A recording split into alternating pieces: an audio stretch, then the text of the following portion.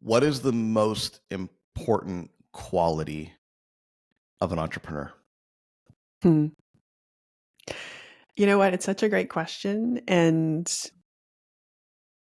you know this more than most because you run our mindset calls once a week, right? You sit in front of our clients every single week and have these discussions and really hear what they're going through. And, we have this opportunity to really understand what it is that supports people through what can be a really difficult journey.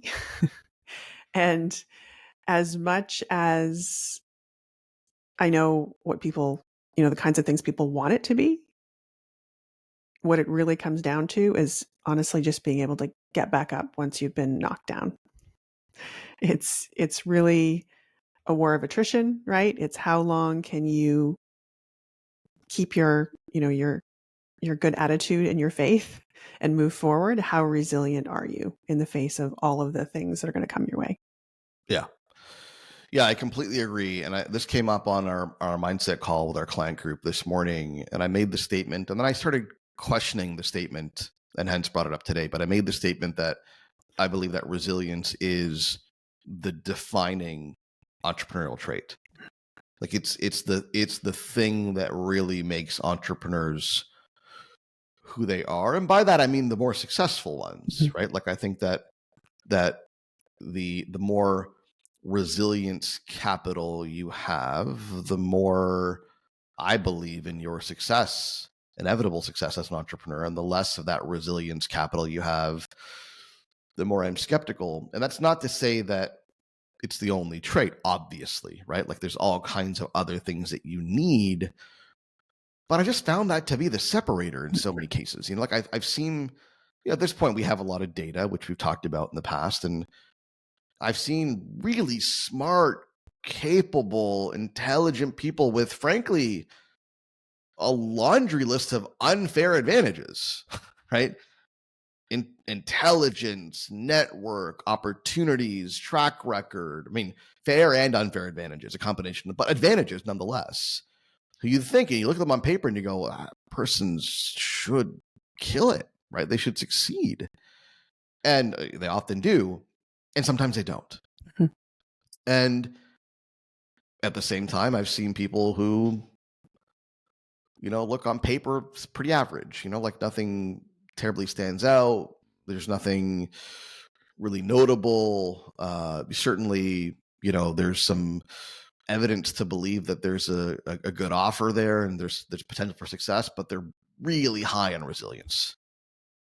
Like they're just refuse to fail, refuse to get off the path, refuse to quit, refuse to be deterred. They see, here's a conversation we have a lot among our clients. They see their success as inevitable, is guaranteed. It's going to happen. They're going to succeed. They might not know how.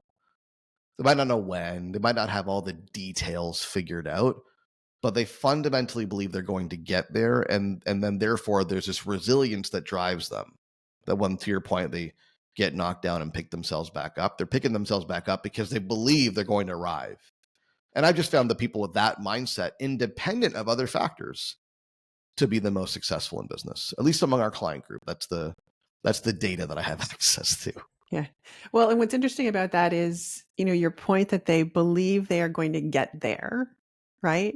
But I would suggest that they don't even always know where there is. Like it's a certain kind of resilience. It's not about the fact that I chose to do, project A and project A is going to be successful no matter what. It's not that. It is more that I know I am going to be successful. I know that even if I have to, take 3 lefts and a right to get there or completely change what I'm doing, that I have what it takes to be able to, again, get there, right? Whatever that looks like. And I think that's very different because what we're not talking about is someone who just, sort of bullheadedly, that's a word, pushes towards something without stopping with some blind faith. That's not it at all, right? We're talking about people who can see what's happening around them. We're talking about people who understand when something doesn't go well. We're talking about people who take hits and recognize that they've made a poor decision or that they've, turned in the wrong direction. But underlying that is this this confidence, right? This confidence that things will be okay. And so it's almost like that confidence takes up like 50% of their brain space so that the other, the ups and downs of the successes and failures sort of just live in the other 50%, as opposed to really pulling them back and, really kind of knocking them to the ground. Yeah. They get knocked back a bit, but they have the capacity to, you know, just continue and move forward because they have this underlying belief.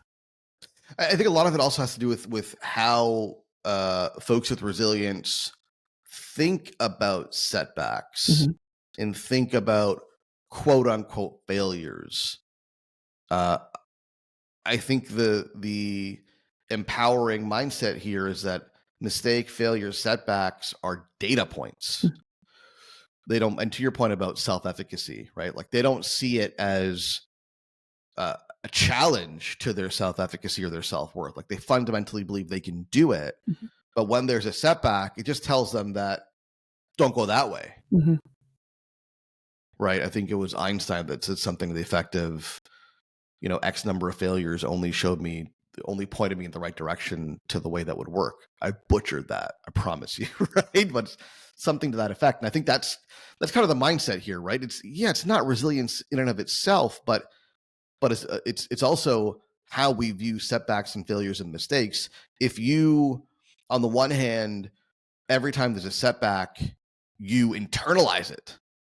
Oh, I guess I suck, right? Like deal doesn't close, I must be a loser, or can't book meetings, there must be something wrong. And I'm being extreme. Like hopefully you don't feel that way, but when you start to internalize those things and really take them personally, that really impedes your ability to get back up and try something different. Whereas if you're pretty high on self-efficacy and self-esteem, then you're better able to bounce back and come up with reasons why something happened, like reasons why the deal didn't close or reasons why the meeting didn't go well, that you can now plan for, strategize around, mitigate for, and therefore come back with a stronger effort. And I think it's important to, we're talking about all the setbacks, right? The little setbacks and the big ones. Actually, I had dinner on the weekend with a group of people we had, met about 10 years ago, and a lot of them we hadn't seen for probably 7 or 8 years. We hadn't seen each other. And, was talking to someone at the table who, 8 years is a long time, right? They had started a business. They had just started it when I was speaking to them last. So I was asking them what had happened, how it had gone, and it had not gone well, right? In fact, they'd closed it. They'd had to, throw in their chips and decide that this wasn't a thing that was going to work for them. But what's interesting is, you know, what did they do then, right?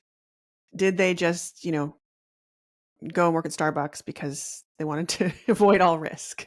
What did they do next? I'll tell you exactly what they did next. They were able to sit there and tell me the things that they picked up, right? Not just from what they now knew about the market, but what they knew about themselves, right? This is why I went down this path. I now realized that this maybe wasn't the best thing. Now I have, in fact, started a whole other business and things are going well. And what I found really interesting about the conversation, because this person illustrated exactly what we're talking about, right? Is it's not, this isn't a resilience or a confidence that's not thoughtful, right? What it really requires is the thoughtfulness that comes with it. To your point, treating these data points or this information, these things that happen as data points, and really kind of using, we always talk about it with our clients, is the scientific method, right? Take the information in, build a hypothesis, see what happens, and then change your path. And listening to this person, talk about something that would have finished somebody else, right? Would have sent someone else just running. But having them talk about it in this very kind of matter of fact way, they weren't embarrassed about it, right? It wasn't anything that was still hanging with them 5 years later as some kind of crisis, but it was something that they really called out as being important because they got the information that they needed, right? They were able to grow, they learned, and they were able to move forward. And I think, that's the kind of resilience that we're talking about, not just sort of blind confidence. Yeah. Yeah, I think there's like a basic level of resilience in its ability to help you overcome and endure challenges. It's like kind of like a passive resilience, right? Like things Yeah. come at me and I overcome them and it's kind of passive. And I think what you're speaking to, which is really powerful, is kind of a more active resilience that acknowledges learning and growth comes through failure. Like you have to fail to learn and grow. So if we can agree that, success requires learning, like nobody really gets it right the first time. And if you're the kind of person that gets it right the first time, we can't be friends. Like stop, turn off the podcast, right? Stop listening. Most of us mere mortals, we don't really get anything right the first time. We try things and we fail and we make mistakes and we gather data and information in order to get it right and ultimately inevitably succeed. But there's this notion of like embracing failure versus tolerating it. And the more that you embrace it and almost seek it out Yeah. and fail quickly in a safe space, right? In a safe environment where you can learn from it and then keep doing that over and over and over again until you succeed. Like that's really where, that's where the learning is. That also builds your resilience faster. Because if you fail, 10 times versus once, show me somebody who's bounced back from 10 failures versus one. I'll show you a more resilient person. It reminds me of what you and I have talked about quite a bit offline and kind of internal conversations is if I look at myself as an entrepreneur, and you probably have observed this, like I just don't get rattled as easily as I used to years ago. And I don't think that's any kind of brilliance on my part. I think it's just, I've just been through enough things and lived to learn that most of those problems were not existential. So I can take a beat now and just get through it. But I think that just comes with experience. And again, this notion of embracing challenges and failures and setbacks as opposed to resisting them. Yeah. And I think you're right. I think it comes from experience, but I also think people start at a different place, right? Some people start quite resilient and some people start not resilient at all.